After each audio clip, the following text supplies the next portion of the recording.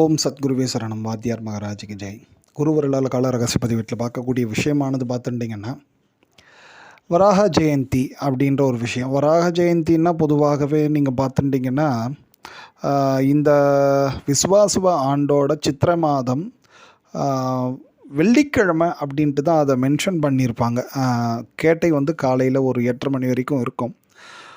அப்போது வெள்ளிக்கிழமை தான் அதை இது பண்ணியிருப்பாங்க. ஏன்னா தேய்பிறை பஞ்சமி இருப்பதனால அப்படி சொல்லியிருப்பாங்க. வெள்ளிக்கிழமை வராக ஜெயந்தி அப்படின்ட்டு சொல்லியிருப்பாங்க இந்த சித்திரை மாதத்தோட. பட் ஆனால் நம்ம அதை இன்னும் அந்த காலம் எப்படி சிறப்பாக இருக்குது அப்படி பார்த்துட்டிங்கன்னா, வியாழக்கிழமை ஈவினிங் ரொம்ப சிறப்பாக இருக்கும். வியாழக்கிழமை ஈவினிங் ஏன் அப்படி சொல்கிறோன்னா மாலையில், அப்போ பஞ்சமி வந்துடுது அதனாலையா அப்படின்ட்டு யோசிக்கலாம். பட் பஞ்சமி காட்டிலும் இந்த சுவாமி வராக சுவாமியோட திருநக்ஷத்திரம் என்ன அப்படி பார்த்துட்டிங்கன்னா, அது கேட்டை திருநக்ஷத்திரம் தான் வந்து சுவாமி வராகரோட திருநக்ஷத்திரமாக சொல்கிறாங்க இல்லையா. அப்போது குருவாரத்தில் அந்த ஈவினிங் ஒரு 3:30-4 மணிக்கு மேலே உங்களுக்கு வந்து கௌளக்கரணம்ன்ட்டு ஒரு கரணம் ஒன்று வந்து சேரும் அன்றைக்கி வியாழக்கிழமை அன்று. ஸோ அந்த கௌளக்கரணம் வந்து சேர்வதனால ஏன் இதுக்கு ரொம்ப இம்பார்ட்டன்ட் பண்ணுறோன்னா, அந்த கௌளக்கரணத்தோட அதிபதியே வராக சுவாமி தான்.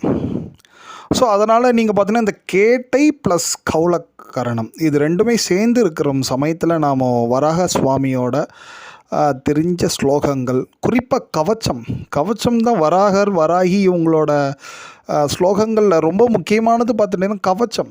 ஏன் கவச்சம்னா, இவங்கெல்லாம் வந்து மிகப்பெரிய ஒரு ரட்சையை கொடுக்கக்கூடிய தெய்வங்கள், காப்பு சக்தியை வந்து அதிகமாக கொடுக்கறதா வாத்தியார் சொல்லுவார். ஸோ அதனால் அவங்களோட கவச்சங்கள் ஏதேனும் தெரிஞ்சிருந்தால் நீங்கள் வீட்டில் விளக்கேற்றி வச்சுட்டு அந்த கவச்சங்களை வந்து சொல்லுங்க. முடிஞ்சால் படம் இருந்தால் ரொம்ப சிறப்பு. படத்துக்கு ஒரு பொட்டு கூட நீங்கள் பண்ணலாம். அதாவது குருவாரம்ட்டு சொல்லக்கூடிய வியாழக்கிழமை அன்று கூடாநாள் வர. கூடாநாள் வந்து நம்ம எந்த புது காரியங்கள் எதையுமே செய்யக்கூடாது. இருக்கிற காரியங்களை செய்கிறது ஓரளவுக்கு தப்பில்லை. பட் ஆனால் புது காரியங்கள் நிச்சயமாக தவிர்க்கணும். அந்த நாளில் வந்து குறிப்பாக பெருமாள் வழிபாடு ரொம்ப விசேஷம். அதுலேயும் இந்த மாதிரி வராக சுவாமி பெருமாளோட அவதாரம். ஸோ அதனால் கண்டிப்பாக அந்த நாளில் நம்ம வராகரை பூஜிக்கக்கூடிய பலன்களானது மிகப்பெரிய அளவற்ற பலன்களை நிச்சயமாக தரும். கூடுதலாக முடிஞ்சால் எங்கேனும் பக்கத்தில் இருக்கக்கூடிய ஜிவாலயம் தரிசனம் பண்ணிட்டு வர்றது கூட நல்லது. ஏன்னா குருவாரம் கேட்டை.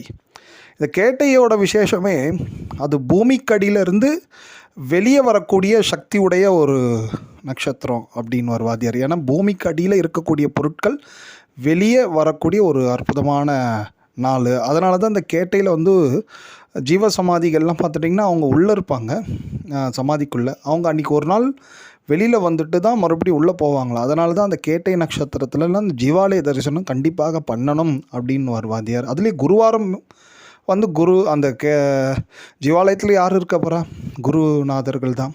ஸோ அதனால் இன்னும் அது சிறப்பாக இருக்கும். கூடுதலாக ஒரு தகவல் நீங்கள் பார்த்துட்டிங்கன்னா, அந்த வெள்ளிக்கிழமை வராக ஜெயந்தி போட்டிருக்காங்க இல்லையா, அன்றைக்கி காலையில் ஒரு 8:30 மணி வரைக்கும் கேட்டை திருநக்ஷத்திரம் இருக்கும், ப்ளஸ் பஞ்சமி இருக்கும், கூடுதலாக வெள்ளிக்கிழமையும் இருக்கும். அந்த நாளில் வந்து நம்ம வராகி தேவியையும் வழிபாடு பண்ணிவிட்டு வராகி தேவியோட கவச்சத்தை சொல்கிறது இன்னும் விசேஷம். வியாழக்கிழமை மாலையில் வராகர வழிபாடு ப்ளஸ் வெள்ளிக்கிழமை காலையில் வராகியோட வழிபாடு மிகப்பெரிய அளவற்ற ரட்சை கிடைக்கும். ப்ளஸ் வந்து புண்ணியம் வயசு என்னெல்லாம் நம்ம இதை சொல்லலான்னா, ஃபஸ்ட்டு இந்த பூமியில் வந்து சௌக்கியமாக இருக்கலாம். நமக்கு இந்த வீடு வாசல் இதெல்லாம் வந்து வழங்கக்கூடிய ஒரு முக்கியமான தேவதைகளில் இவங்க ரொம்ப முக்கியமானவங்க வராக சுவாமி அண்டு வராகி தேவி.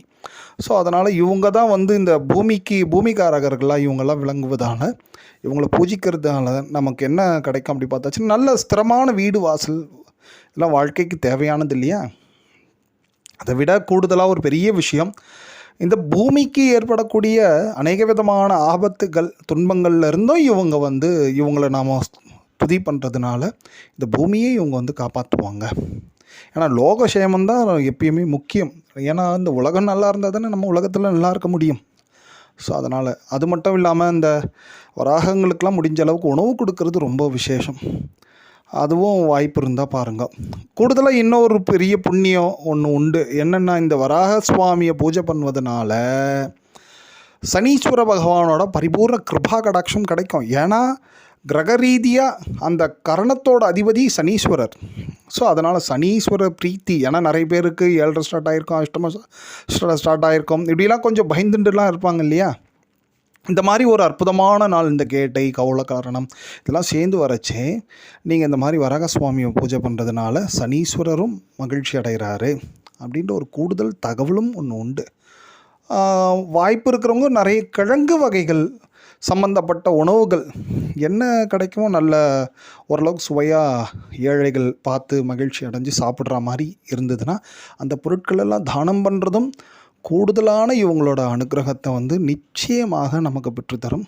ஆகையால் இந்த வராக சுவாமி வழிபாடுக்குரிய ஒரு விசேஷமான நாள் நீங்கள் அப்படி பார்த்துட்டிங்கன்னா வியாழக்கிழமை மாலையில் பஞ்சமி கூடிய கேட்டை, வெள்ளிக்கிழமை காலையில் பஞ்சமி கூடிய கேட்டை தான் இருக்கும். அந்த கேட்டை வந்து காலையில் வெள்ளிக்கிழமை ஒரு 8:30 முடிஞ்சிடும்.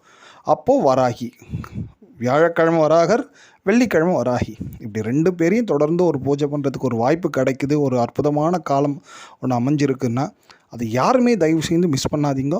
எதிர்காலத்தில் இந்த பூமியை காப்பாற்றுவதற்கு இந்த மாதிரி நல்ல உத்தமமான அடியார்கள் எல்லாருமே சேர்ந்து இப்போது நம்ம பண்ணக்கூடிய இந்த பிரார்த்தனைகள் தான் எப்பொழுதுமே இந்த பூமியை வந்து சௌக்கியமாகவும் சேஃபாகவும் பார்த்துக்கும். அதுக்கு இவங்க 2 பேரும் ரொம்ப முக்கியமானவங்க. ஓம்